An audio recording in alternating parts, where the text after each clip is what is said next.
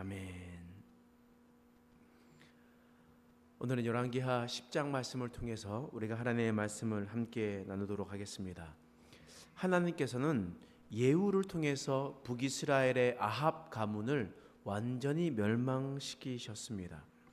하나님은 예후를 들어서 아합의 아들 요람을 처단하시고, 또한 함께 있었던 남유다의 왕 아하시아도 예후의 칼을 피하지 못했었습니다. 그리고 남아 있었던 아합의 부인인 이세벨도 죽임을 당하고 아합의 가문의 종말이 이르게 되었습니다. 근데 사실 이것으로 끝이 아니었습니다. 예후는 철저하게 화려하게 모든 일들을 마무리하려고 하였습니다. 먼저 아합이 남겨둔 70명의 아들들이 있었습니다. 그들은 사마리아에서 교육을 받고 있었습니다. 근데 지금 예후는 어디 있었냐면 이스르엘에 있었습니다. 그래서 여러분, 이스라엘과 이스르엘을 헷갈리면 안 되는데, 이스라엘은 나라의 이름입니다. 그리고 나라의 이름, 북이스라엘라 했을 때 나라의 이름이고, 이스르엘은 동네 이름입니다. 그러니까 이스라엘은 평야 지역에 있어요. 우리나라로 남한으로 딱 얘기하면 딱 위치가 김포 평야쯤 됩니다. 그러니까 김포 평야가 되고, 그 다음에 사마리아는 어디냐면 거의 중앙에 있기 때문에 청주쯤 될까요? 그렇게 되는 겁니다. 그렇기 때문에 이 서쪽 가장 위쪽에 있었던 김포 평야와 같은, 그 중간에 있었던 김포 평야와 같은 이스라엘 땅에서 일을 일으키고, 그러나 수도는 사마리아에 있었기 때문에 아직 사마리아의 수도에 아합의 70명의 자녀들이, 왕자들이 있었습니다. 그래서 예후는 사마리아에 편지를 보냈습니다. 너희 중에, 그 70명 중에 가장 대단한 위대한 왕자를 왕으로 세워서 나랑 싸우자 라고 했습니다. 그래서 그 대신들이 고민을 해보니까, 이거 북이스라엘에 있었던 왕도, 남유다의 왕도 예후에게 죽임을 당했는데 어찌 어린 왕자를 세워서 왕으로 세우면 우리가 그것을 감당할 수 있을까, 이런 생각을 했습니다.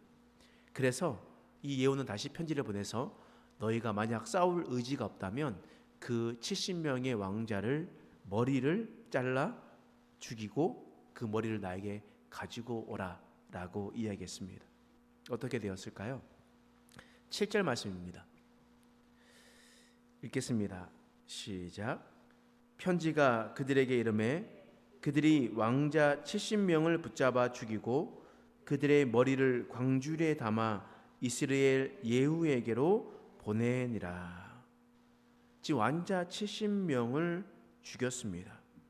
그래서 이 모습을 보면서 예후에게 우리는 충성을 하고 있습니다 라는 것을 보여주었습니다.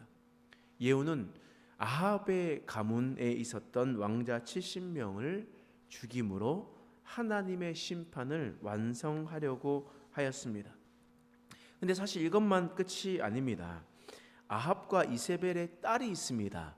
그 딸의 이름이 뭐냐면 아달랴라는 딸입니다. 아달랴. 자, 따라해 볼까요? 아달랴. 왜냐하면 이게 좀 있으면 또 나옵니다. 아달랴가 누군지. 아달랴는 사람이 나오는데, 이 아달랴는 어디로 시집을 갔냐면 남유다로 시집을 갔습니다. 그래서 남유다의 왕비가 된 사람이었습니다. 그러므로 남유다에도 그곳에 자식들이 남아 있었겠죠. 피부치들이 있었습니다. 이 남유다에 있었던 왕자들이 북이스라엘의 왕자들이 죽었다는 말을 듣고 조문하러 북이스라엘 땅으로 가게 되었습니다. 그때 누구를 만나냐면 예후를 만나는 겁니다.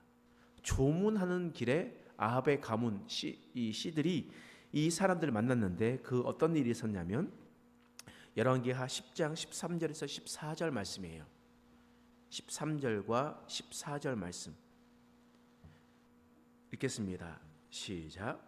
예후가 유다의 왕 아하시아의 형제들을 만나 묻되 너희는 누구냐 하니 대답하되 우리는 아하시아의 형제라. 이제 왕자들과 태후의 아들들에게 문안하러 내려가노라 하는지라. 이르되 사로잡아 하매 곧 사로잡아 목자가 양털 깎는 집 웅덩이 곁에 죽이니 42명이 하나도 남지 아니하였더라. 지금 유다의 왕 아하시아의 형제 이 사람들을 또한 다 죽여버렸습니다. 아합의 집안의 사람들을 쓸어버렸을 뿐만 아니라 혼인 관계로 엮여진 사람들까지 깨끗하게 정리해 버렸던 것이었습니다. 그리고 또 어떤 일이 있었냐면 이제 북이스라엘 왕이 됐으니까 이제는 바알의 선지자들을 죽이려고 작정했습니다. 근데 바알의 선지자들을 그냥 죽이면 도망가니까 내가 바알을 섬기겠다라는 거짓말을 하고 난 다음에 이 바알의 선지자들을 다 모았습니다. 모든 선지자들을 모았고 그 자리에서 혹 여호와의 선지자가 있으면 나가라라고 얘기했습니다. 여기는 내가 바알 선지자만 섬길 것이다. 바알만 섬길 것이다 라고 이야기를 했습니다. 그런 일이 어떤 일이 일어났을까요? 자, 25절과 27절 말씀 자, 읽어보겠습니다. 시작. 번제 들기를 다하매 예후가 호위병과 지휘관들에게 이르되 들어가서 한 사람도 나가지 못하게 하고 죽이라 하매 호위병과 지휘관들이 칼로 그들을 죽여 밖에 던지고 바알의 신당이 있는 성으로 가서 바알의 신당에서 목상들을 가져다가 불사르고 바알의 목상을 헐며 바알의 신당들을 헐어서 변소로 만들었더니 오늘까지 이르느니라. 이 예후가 바알에 있는 모든 선지자들을 죽이고 목상들을 헐고 신당을 헐어버렸습니다. 그리고 그곳을 변소로 만들었다. 아주 이게 저주받은 곳이다라는 것을 보여주고 있는 사건이었습니다. 여러분, 그러나 이 예후가 하나님의 말씀에 따라서 움직이려고 했었던 것 같으나 그러나 그는 자신의 열심으로 열심히 일했던 사람이었습니다. 이게 무슨 말이냐면 열왕기하 10장 16절 말씀에 예후의 마음을 드러낼 수 있는 구절이 있는데요. 어떻게 나오냐면 16절 읽어보겠습니다. 시작. 이르되 나와 함께 가서 여호와를 위한 나의 열심을 보라 하고 이에 자기 병거에 태우고. 예후가 말합니다. 나의 열심을 보라. 내가 얼마나 열심히 일하는지 보라라고 얘기했습니다. 자신의 열심으로 인해서 하나님의 말씀을 온전히 이루지 못하는 예후의 모습을 볼 수가 있습니다. 아합의 가문을 멸망시키는 것, 북이스라엘의 아들 70명을 죽이는 것은 하나님의 명령대로 한 것이었습니다. 또한 바알의 신상과 이 모든 것을 파하는 것, 산당들을 파하는 것, 그것 또한 하나님께서 말씀하신 말씀이었습니다. 그러나 남유다에 있었던 42명의 왕자들은요, 그 안에 아합의 가문도 있었지만 그렇지 않고 남유다에 있었던 남유다의 씨들도 있었습니다. 어떻게 아달랴가 42명이나 태어나게 했겠습니까? 그렇지 않잖아요. 그러니까 아달랴가 태어난 자는 아합의 가문이지만 그렇지 않은 사람도 수많이 있었다라는 거예요.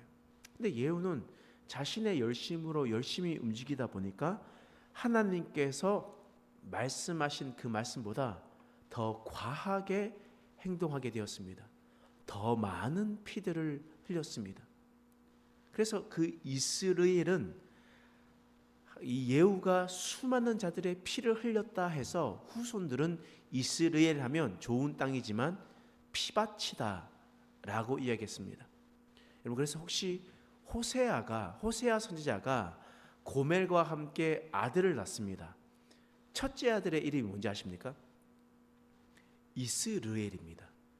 왜 이스라엘이냐면 지금은 이스라엘은 평야 지역이고 곡창지대로서 좋은 땅이지만 구약 시대에는 예후와 함께 이 뒤에 바로 있었기 때문에 바로 그것은 바로 피의 밭이다, 저주의 밭이다, 이렇게 이야기 들렸기 때문입니다. 그러므로 우리가 생각해 보면 이 예후가 하나님의 명령대로 하는 것뿐만 아니라 오히려 자신의 열심과 자신의 열정으로 일을 할 때 하나님 말씀에 그르치는 일들을 하고 있었음을 오늘 말씀을 통해서 우리를 알게 해 주십니다. 자신의 열심으로 살아갔던 그 사람은 어떤 삶을 살아갔겠습니까? 여러분 열왕기하 10장 28절에서 29절 말씀에 이런 말씀이 있어요. 읽겠습니다. 시작. 예후가 이와 같이 이스라엘 중에서 바알을 멸하였으나 이스라엘에게 범죄하게 한 느밧의 아들 여로보암의 죄 곧 베델과 단에 있는 금송아지를 섬기는 죄에서는 떠나지 아니하였더라. 하나님께서 예후를 세우신 이유가 있습니다. 그것은 첫 번째, 아합의 집안을 심판하는 것이었습니다. 그리고 두 번째, 북이스라엘을 더 이상 이 바알과 아세라의 신에서 속하지 않고 오직 하나님만을 섬기는 자들이 되게 하기 위함이었습니다. 여호와께로 돌이키는 일이었는데, 그러나 예후는 느밧의 아들 여로보암의 죄를 계속해서 떠나지 않고 있었다는 겁니다. 여로보암이 했었던 것은 금송아지를 베델과 단에 세우고 하나님께서 택하신 곳에서 제사하는 것이 아니라 베델과 단에서 제사하고 일반인들을 제사장으로 삼아서 제사하게 하는 이런 범죄를 계속해서 진행하게 되었던 것이었습니다. 그리고 31절 말씀 함께 읽어보겠습니다. 시작. 그러나 예후가 전심으로 이스라엘 하나님 여호와의 율법을 지켜 행하지 아니하며 여로보암이 이스라엘에게 범하게 한 그 죄에서 떠나지 아니하였더라. 예후는 자신의 열심으로 열심히 일하는 것처럼 보였습니다. 그러나 하나님을 온전히 섬기지 아니하였다는 겁니다. 여러분 이것이 무슨 말이냐면, 여러분 예후는요 자신이 하고 싶은 일은 자신이 열심히 했다라는 겁니다. 자신이 하고 싶고 자신이 좋아하는 일은 열심히 일했습니다. 예후는 전사였습니다. 전사란 싸움을 잘하는 사람이었습니다. 사람을 죽이는 일인 것도 잘 했었겠죠. 그래서 하나님께서 명령하신 아합의 집안에 멸망하신 것은 자기가 잘하는 일이기 때문에 열심을 다했습니다. 그러나 하나님을 경외하는 것은 그렇지 않았습니다. 하나님을 경외하는 것은 정말 뒷전으로 하고 하나님의 말씀을 지키려고 하기보다는 자기가 좋아하는 일을 앞장서고 나의 열심을 보라 라고 이야기했었던 사람이었습니다. 오늘 10장 마지막 절에 보면 예후가 다스린 해수는 28해다 라고 이야기했습니다. 28해다 라고 얘기했던 것은 무엇이냐면 아주 오랫동안 이스라엘을 통치했다라는 의미입니다.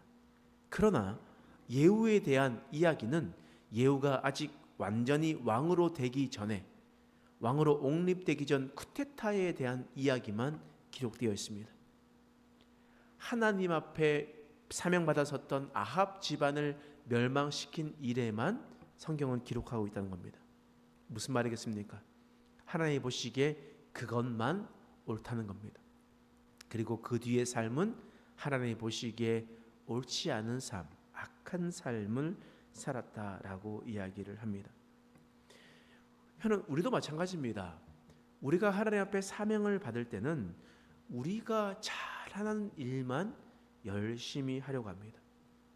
그리고 사람들에게 보이는 것은 열심히 하지만 가장 기본적인 하나님을 경외하는 것은 하지 못하는 우리의 삶을 볼 수가 있습니다.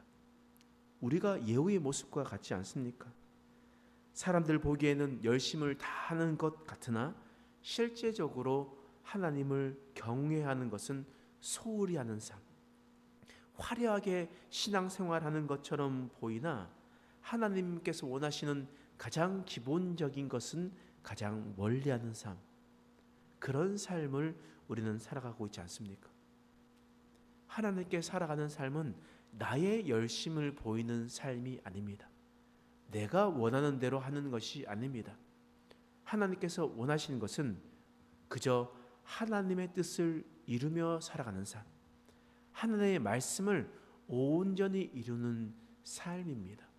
우리는 화려함에 앞장서는 것이 아니라 하나님의 말씀하시는 그 기본을 지키며 살아가는 저와 여러분 되시길 간절히 소망합니다.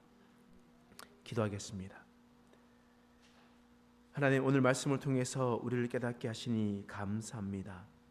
예후는 자기의 열심대로 살았던 사람이었습니다. 자기가 잘하는 것만 열심히 하려고 하고, 하나님께서 또다시 말씀하셨던 하나님을 경외하는 것은 소홀히 했었던 사람이었습니다. 하나님, 우리의 삶도 마찬가지지 않습니까? 사람들 보이기에는, 그리고 자기가 좋아하는 것은 열심히 다하지만 뒤에서 하나님을 깊이 만나는 일은 하지 않으려고 하는 우리의 삶이었습니다. 하나님은 이 예후를 악하다라고 표현했습니다. 하나님께서 그렇게 말씀하셨습니다.